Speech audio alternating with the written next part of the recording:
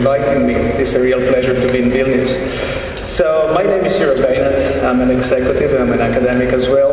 And what I'd like to share with you in the next 40 minutes, some of the work that we have done at the University of Salzburg and Current City Foundation on how we use big data in support to help cities become smarter.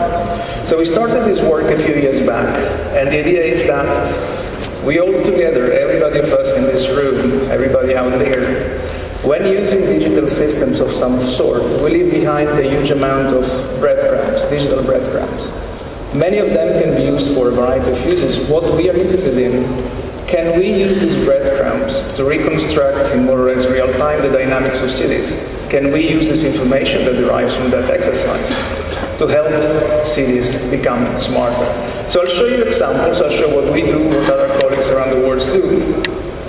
But I'll start by stealing a line to Vicente Goyart. He is the chief architect of the city of Barcelona. It's a very active city in everything which has to do with smart cities. And his reasoning is the following. If you ask a doctor in Vilnius, in London, in Sydney, wherever you like, what's the anatomy of the human body, to get the same answer. If you ask them to figure out how you measure the parameters of the human body, blood pressure, the chemical composition, chemical samples and so on, they most likely give you more or less the same answer. If you ask them, what are the things that work, which are the medicines that actually work, you might have slightly different answers, but 80% will be the same.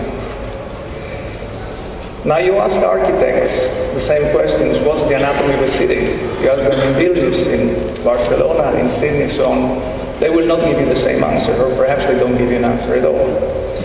Things like measuring the city, let alone in real time, but just measuring how transportation works, how performance in terms of innovation and so on is very hard.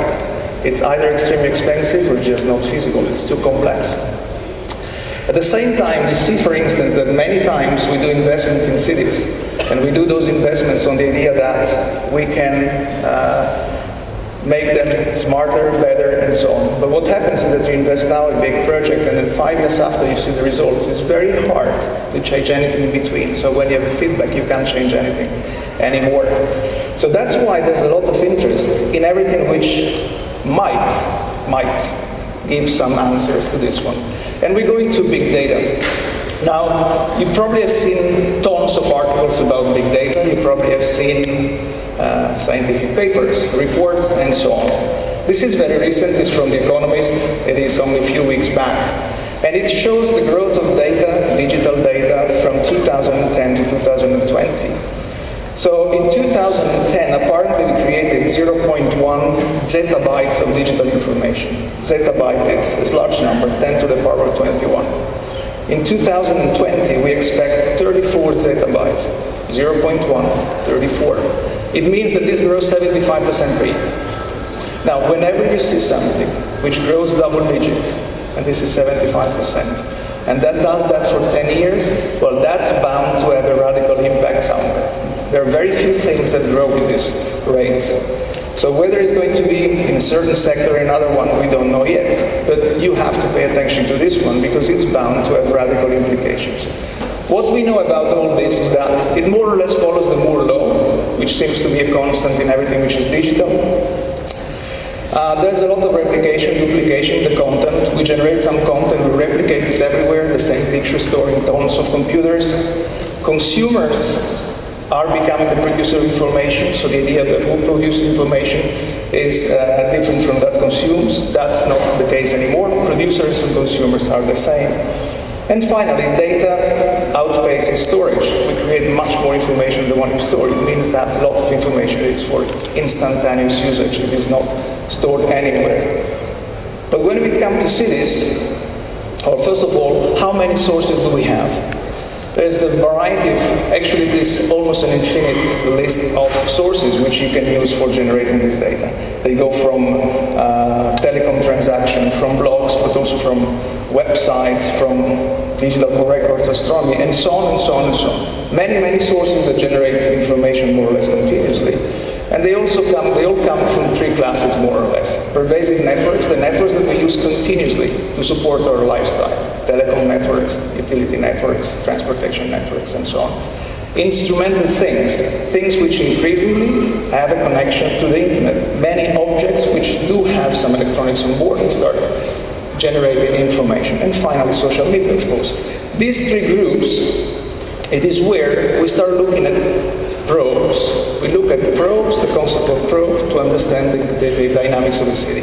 So if you are interested in a question like, how many people are in Vilnius today, at this moment? How many people do we have in this city at this moment? Well, more or less we know. Exactly, nobody knows. It's just a very simple question. We just don't know.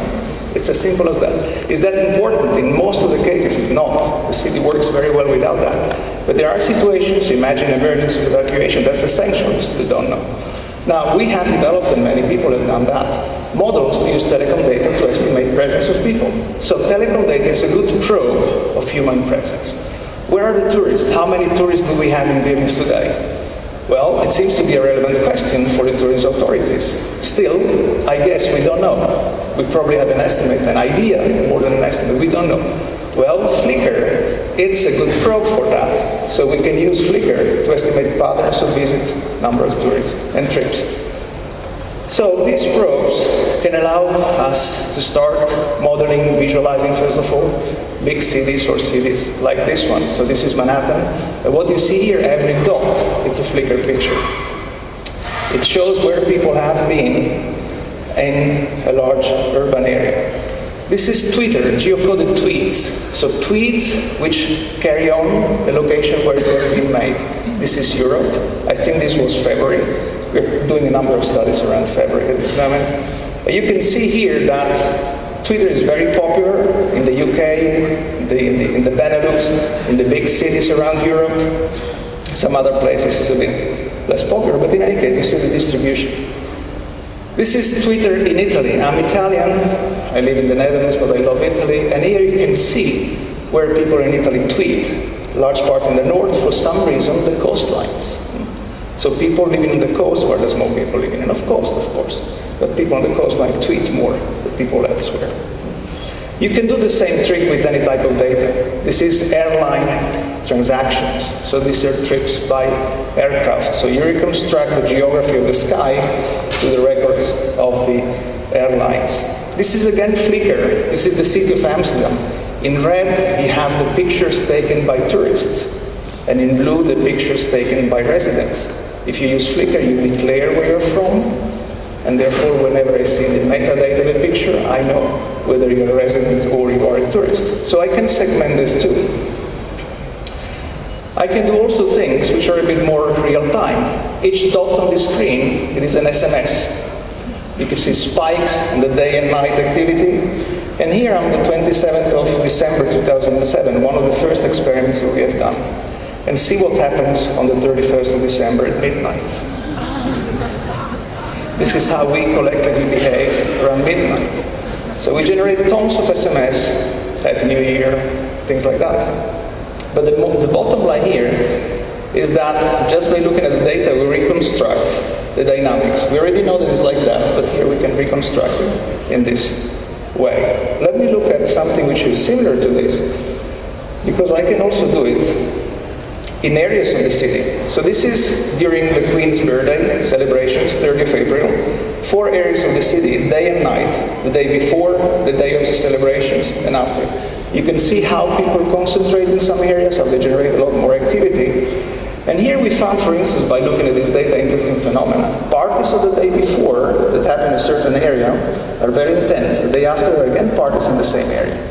But the heat in the central station, which is very close, is different. So there's no heat on the day before the celebration, there's a lot on the same day. It means that the day before, all parties are locals. The day after, it's people coming from outside of the city, and they go party in that area. So what if we could extract meaningful intelligence from millions of digital breadcrumbs that we and the system that enable our lifestyles continuously leave behind? What if we could understand if we're making smarter decisions? And that's what we try to do, right? It's a tall order, but it makes sense. It's an important question, so we try to look after that. We call it collective sensing. It means that we're looking at collective behavior and ways of sensing that collective behavior. The essence of that is that of sensing the physical world, translating information to the digital world, understanding how it works, simulating, then going back to the physical world to make changes. The questions that we are usually after are things like this one. How many people are at a certain event? Where they go next? Where do they come from?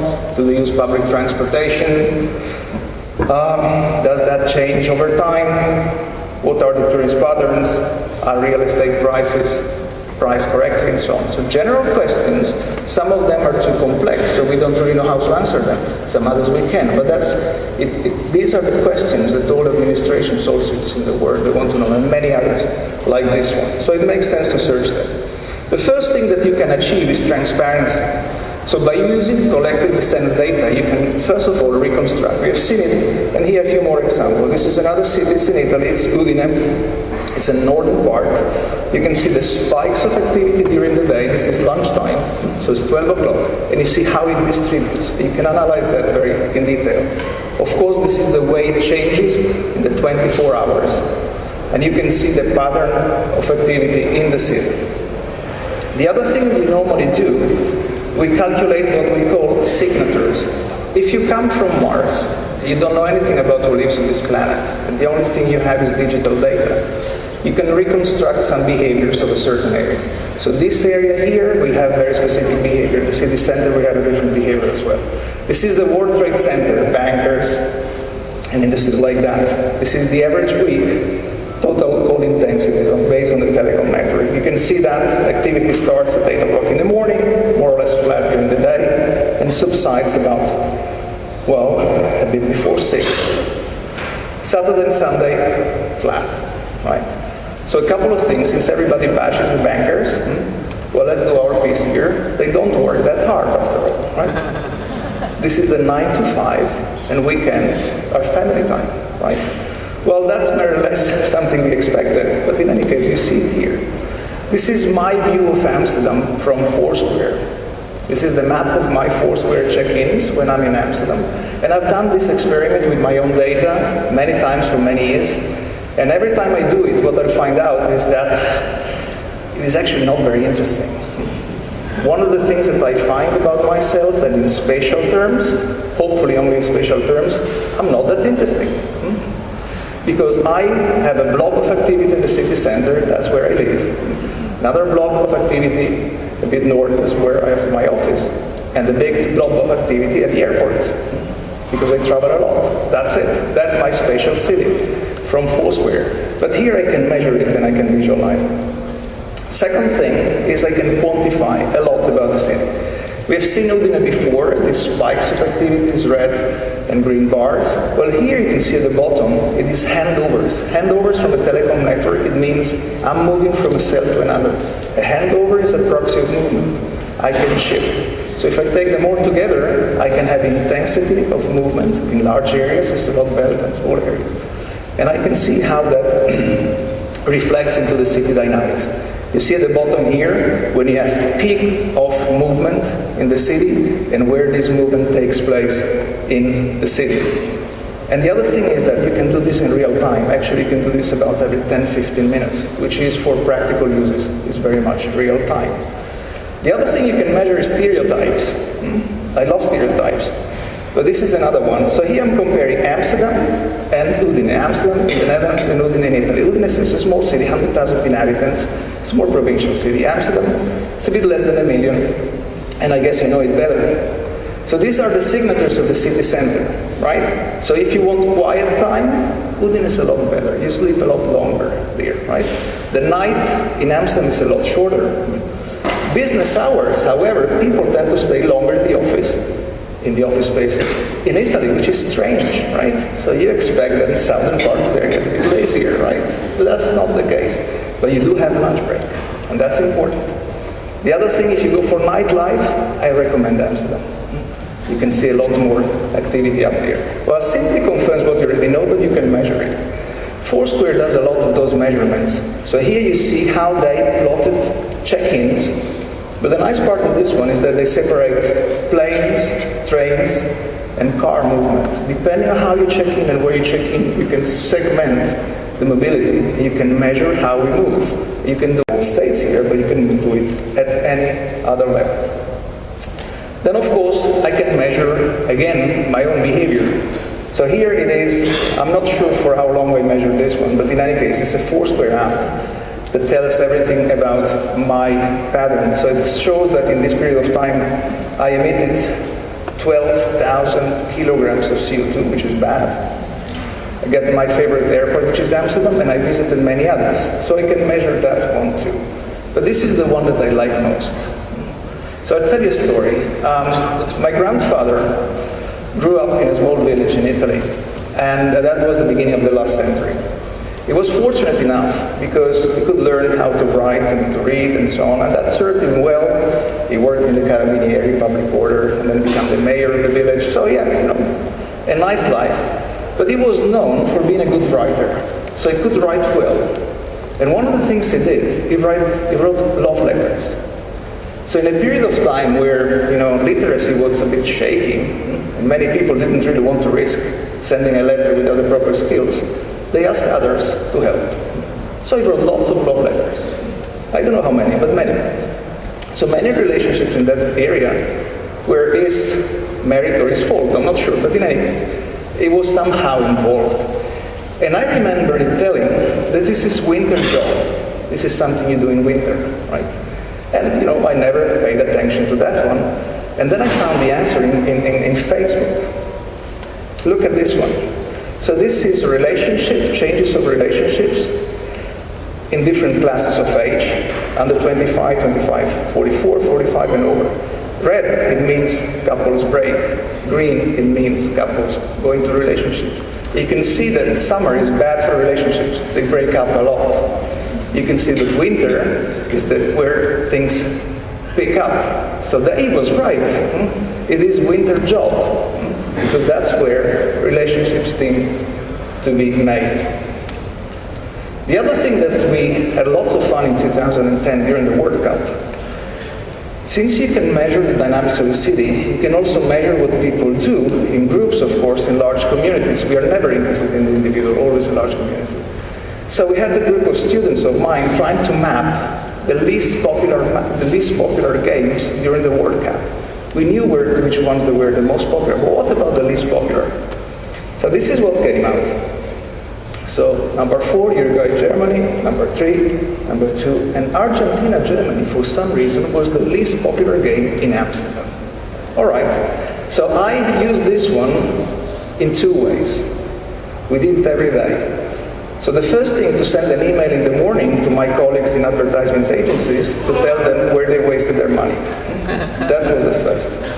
The second one, that was more or less in real time, since you find out how's the dynamic of the city in real time, we could find out where the viewing spaces, the authorized viewing spaces, took place. People go there to watch the match. There were a number of hot spots in the city which obviously were not authorized. They are the best ones. They are bars, they take out the big screen, and local people go there. They are much better than the big ones. So we went there. Well, usually didn't last long, then police comes around and kicks everybody out. But in any case, we could actually use this to our own benefit, and it was good. A bit more serious application is like this one. If you have many people in a certain event, is it safe to be there? So we spend lots of time, in particular in this case study, which is a big tall ship show which takes place every few years. It was in Amsterdam again. It's a big case study for us. And about 1 million people come to the city, to the area of the show for a few days, just to admire, to see this kind of huge ships. So there's a huge concentration, there's a lot of people there, there's concentration in small areas. So what we wanted to find out, is that safe? So by modeling telecom data, and this is a very complicated thing, but in any case, we could come out with very good estimates about how many people were more or less in real time in every area of the city. So here you can see this Java island in the northern part is where the event takes place, which normally have 3,200 people. But at that particular time, it had about 12,000 people. Now the next question is that safe? So here you can see, we zoom in a certain area, how many people you can see in that particular area. We measure that every hour. You can every 15 minutes, sorry. You can see people coming in. It's a peak of 64,000 people in that specific small area. It goes down, and then again celebration day. Was it safe or not? Well, police estimates that less than 4 people per square meter, in most situations it's safe. We never measure more than 1. So this event never risked any safety issue. But this becomes interesting when you can do it while it takes place. Because if you do it afterwards, well, that's too late, right? You already knew whether something happened or not. But if you can do it as it takes place, then you can provide some of the feedback that I was discussing before. So this is the situation at 2 p.m. About 60,000 people were there. We are still below the 25% of the safety limit. About 1,000 people every 15 minutes coming in that area. We know up front that this is going to peak in the afternoon. You are 25%, 1,000 people per 15 minutes. It will never be a dangerous thing. If you had that information, then you could allocate your resources for safety in a far better way, in more or less real time. The other question, which is a legitimate question, many of the things that we do in cities are meant to regenerate the city, to generate economic activities, to basically give a benefit to the city. This event is no different. Does it happen? How do you measure that? It makes sense that you make an investment, you see the returns, and if you don't see the returns you don't do it. If you see it, you do more, something like that. So we try to figure out if the city did respond to this. Well, what you can see here, this telecom data, the red ones are anomalies. It means that traffic at that area, it is anomalous. It's a lot higher than normally is. This is when the tall ships come in, there's a big parade, and people basically go around the canal to take pictures to look at that one. Now, the event takes place here in the blue line, and the peak of the event is this 21st of August, Saturday, 7 p.m. That's when there was most people. Now, does the city benefit from that one? What you see around the city is other smaller spots. Each one of the other ones was actually caused by another small event, totally unrelated. So the preliminary conclusion, and of course we cannot draw big conclusions just from one example, but the preliminary conclusion here is that this is an event which attracted about 1 million people. All activities were concentrated in that area. The city didn't really notice too much. So there isn't a huge spillover in the city which you can measure. There must have been some, but it's not large enough that you can measure, which is not large enough that's different from other events in the city, which is something which I believe it is important information. On prediction, many people look at using this data to anticipate what's going to happen next. So we all do experiments in this area. Look at this one. This is 15th of April 2010. And on 16th of April, so the day after, all airports in Europe closed down because of the volcano ashes in Iceland. You can see the area in the circle, you can see all these triangles, they are anomalies, telecom anomalies in the airport. So it means that the entire pattern of telecom traffic in the airport, it is anomalous, big time by the way, so the anomaly ratio is very high. The airport functions perfectly. There's nothing wrong going on there. However, everybody visiting the airport, in any case, people visiting the airport, somehow are indicating there is something strange that might happen or not. Now, you may think this is obvious. There were rumors around that they might close the airports and so on, so they are the most affected people, therefore they react. What if they actually knew something more collectively? And that's what Google, a few years back, the article is published in Nature, looked at collective, let's say, response in relationship to influenza disease. So you see two lines here. The searches, the Google searches for symptoms of flu in orange, and then the recorded hospitalizations from the Center of Disease Control in blue. There's a systematic ability of Google to anticipate between 1 and 2 weeks locally, not only national, but locally, the occurrence of peaks of hospitalization. So step back. You have a mechanism to inform your structures that in about 2 weeks you're going to have a peak of hospitalizations. It seems that it might be a useful thing. And of course, this has been tested for a limited amount of time, so there might be many things they need to be cleaned up. However, it looks like a powerful mechanism.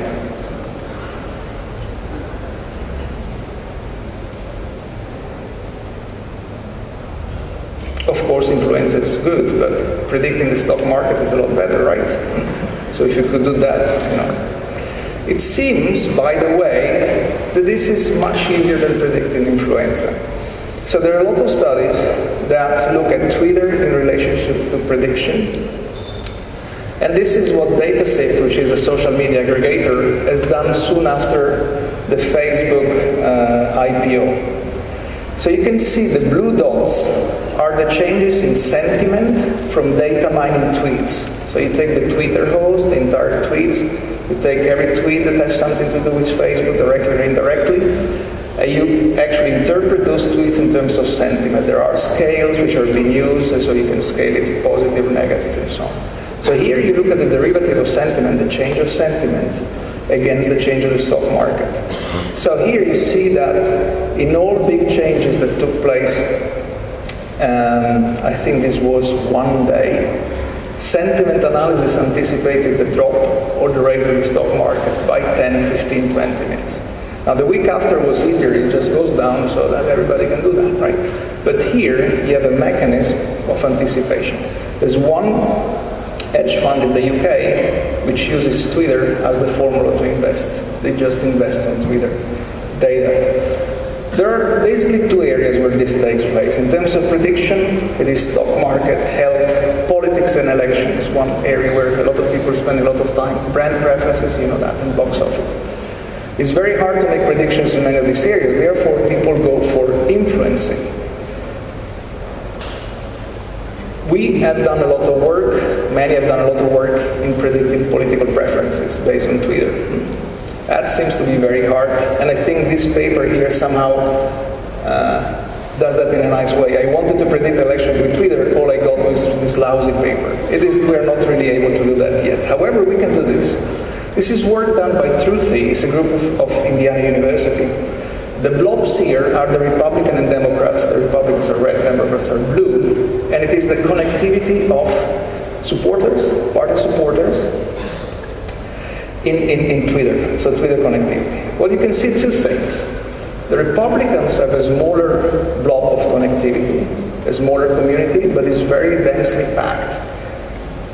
Democrats have a larger one, but at the fringes is very dispersed, right? This is an implication for influencing. So it will be very hard, or much harder, for the Democrats to influence the entire community because you have a much more dispersed network. For Republicans here, it's much more condensed. So you can really go down to the number of influencers that have a big impact on the network. So this is something which is going on in many places. One of the places where this is going on, of course, is Greece. And you can see here the Twitter popularity of Greek parties. So Syriza, which is the third in terms of popularity in the bottom graph, it is the one which receives more additional followers every day going forward. So it has some form of indication how the political sentiment at this moment in Greece it is taking place. Well, mind one fact. This particular probe, which is Twitter, is not very popular in Greece. Therefore, you capture a very small percentage of the population. However, it gives you a feeling about how things are going. The next one is this one. And I've shown this map before, but here it has a couple of lines on top of that. So again, this is Twitter data. And we look at everybody that's shown up in Milan, which is the big blob there in the northern part of Italy. Where do they come from? Where do they go next? Over a period of 2 weeks.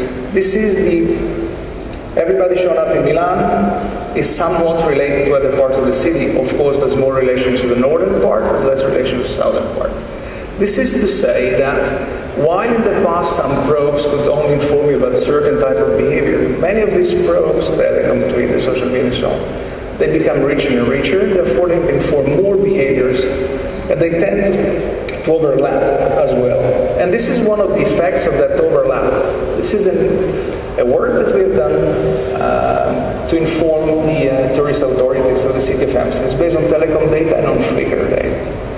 So the question is simple. Visitors that come to the city, how many of them do they also visit other parts of the countryside? The interest of the city managers is to make sure that people coming in, they also experience the rest. And therefore they want to about measuring that. And how about that measuring that every day? So this is one day, it was in April, don't remember which day. But people that was in Amsterdam, tourists in Amsterdam, that showed up on that day, 14% went outside. Where did they go? Well, you can see here the distribution. So some went to Utrecht, some went to Volendam, some went to Den Haag and Delft and so on. You can see where they go, you can see how much they go, but you also can see the nationalities. For instance, Spanish and French, very happy to take a trip out there. British and Danish, for some reason, they don't care. They just don't do it, right?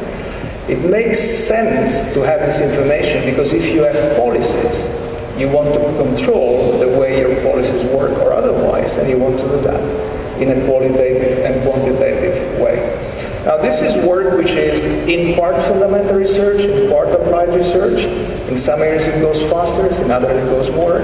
But we have the sense that by doing this kind of activities we are actually giving some answers to some of the questions that showed up front.